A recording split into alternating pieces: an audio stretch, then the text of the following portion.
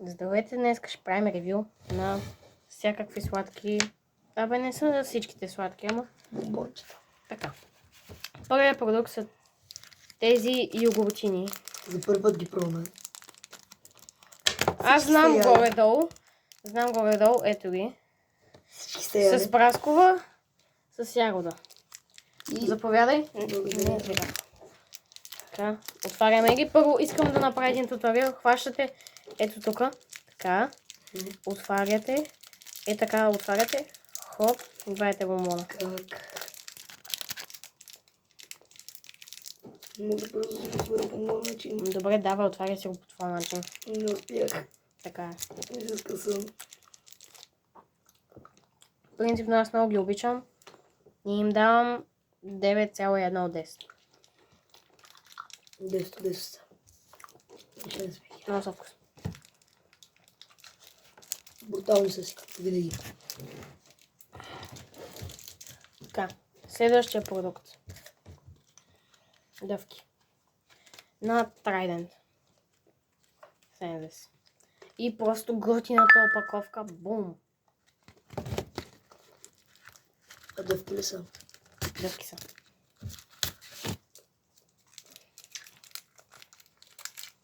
На 3, 1, 2, 3.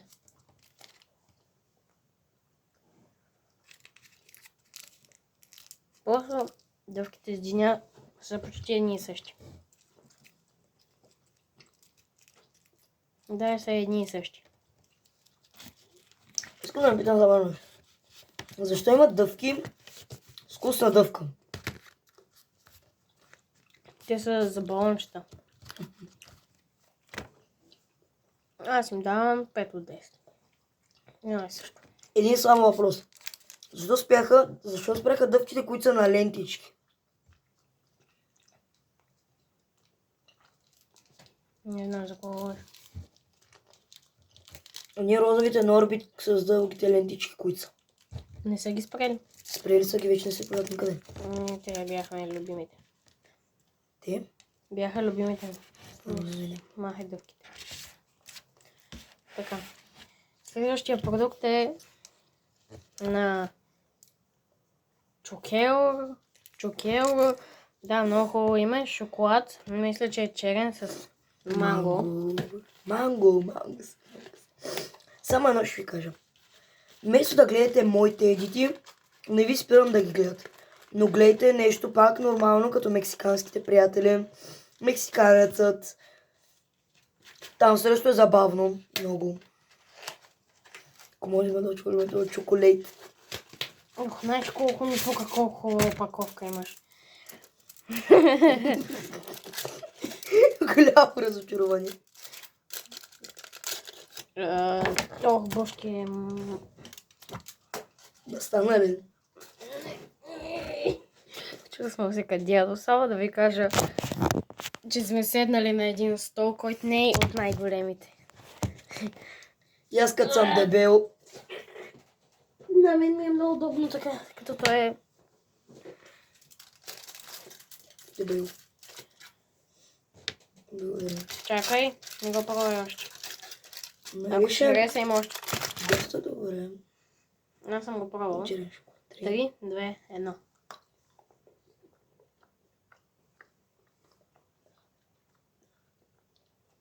Лично на мен много ми харесва.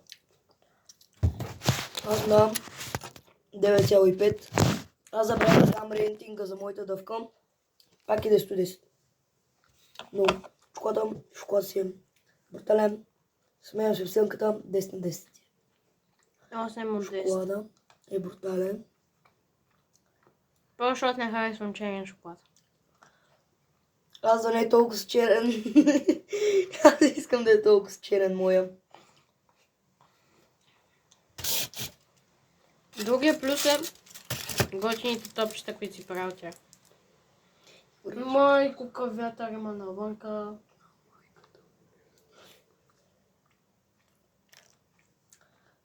Искам да ви кажа нещо. Ставаме... Искаш ли още? Ставаме на 50 абоната, ще направим лайвстрим. Ще се срещнем някъде. И аз лично ще купя Някой звънете и не ми... Ще купя топка. И тези, които дойдат при нас, може да се подпишете на тази топка. Не, по-скоро ще посещаваме някои фенове. От Суруси, примерно ще скрием някакъв такъв бомбон и ще стоим при тях. Който дойде. Може на листи или на нещо да си напишете автографа и ние така да го покажем. Като вместо да си плащате да сте членове на канала, просто е така. Подписвате се. И на всеки месец, може би ще има по един-два скрити бомбона, не знам. Сега ще ви покажа, може. за да не е чак толкова кратко това видео, ще ви покажа някои неща, които съм си купил. Първото, картина маркери, които са малко копия на плоска. Много са добри, много ми харесват. Доста картини съм правил. Второто е GunCube, който е куп с магнити. Не съм много добър, ама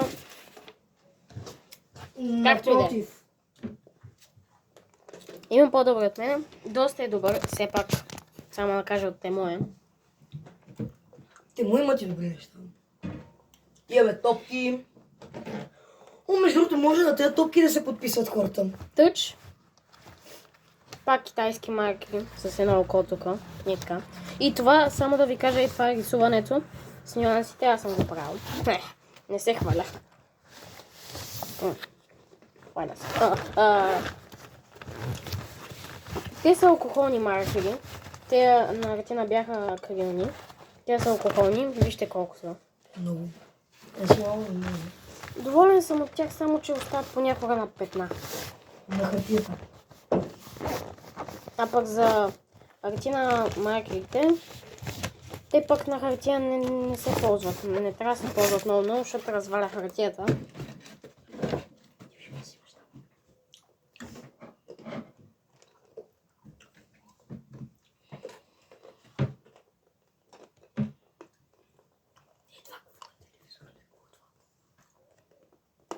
Радио.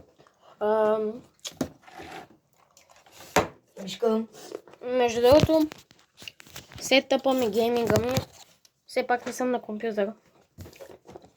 Имам мишка, имам геймърски слушалки, нямам компютър, имам Nintendo и сетъпа ми е горе на леглото. Сетъпа ми е 3 плюшени играчки, една лазглавница и едно одяло. И гащи. И малко нерви.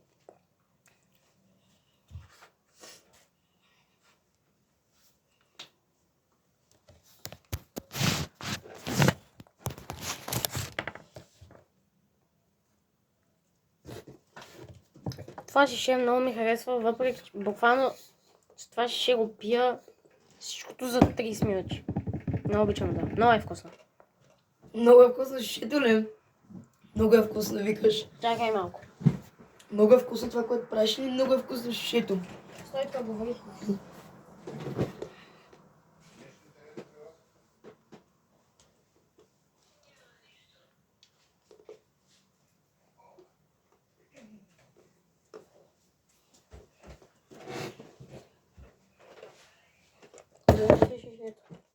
Кое? Шишето на тебе.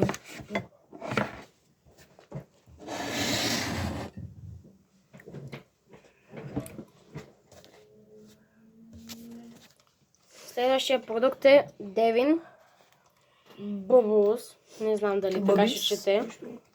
Диня и мента. Видях, че е газирано. Ниски калории. Енергийна стойност 78 калории. 0,2 грама захар. Въглехидрати 4,4 грама. От които захари 4,3 грама.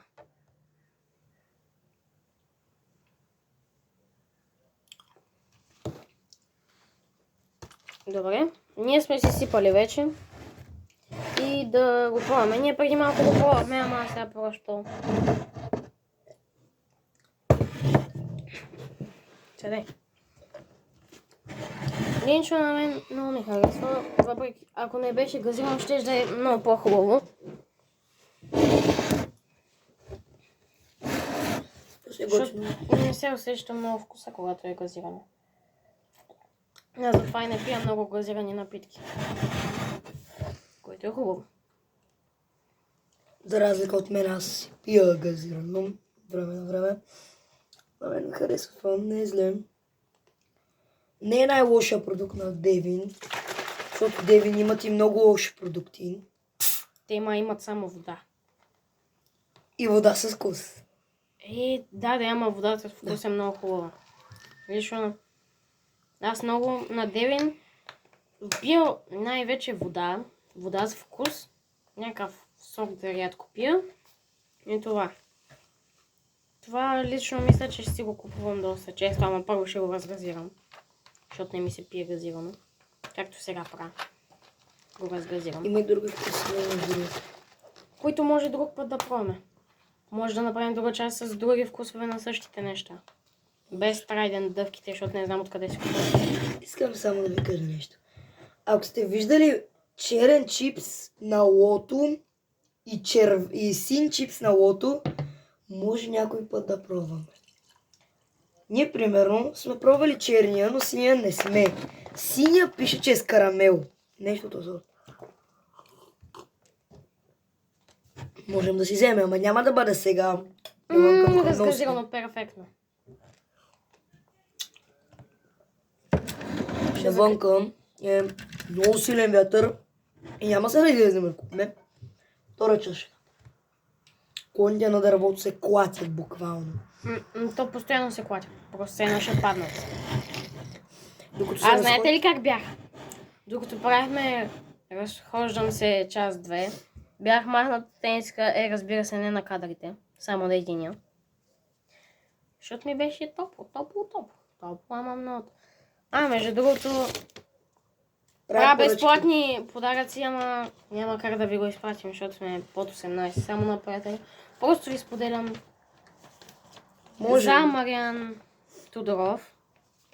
Поръчка Stickman Paracord Battle от Калоян Николова и марката от Free и сега ще ви покажа.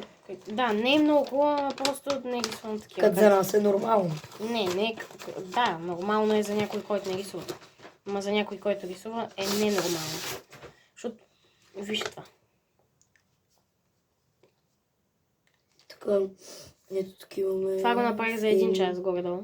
И ето как скок, качваме се, хоп. По това, скок. Това, плъзгаме се по парзелката, хоп. Качваме се по това и сме на финиша. Можем, ако колко иска, да направим поръчки, но ги даваме, буквално идваш пред нас. Ние се срещаме на центъра и ние трябва да ти го дадем на тебе. Без пари, нищо, безплатно. Ако трябва първо да ни покажеш, че ти самия си ги последвал нас. Може да се разхождаме с такива рисунки по центъра, примерно. И да питаме, последвали ли сте? Като не вайралите на Витушка. Следвали ли сте ни, да спечелите си рисунка. И да, можем, но нека да стане лято. Защото там ще ни пускат, разбира се. Малко остана. Но какво да правим? Има още училище, матури сме. Училище. Матури. Но после може да качваме по-често, защото ще бъдем в един клас. Ти можеш да си избираш между другото паралелка. Знам, ако имам под 500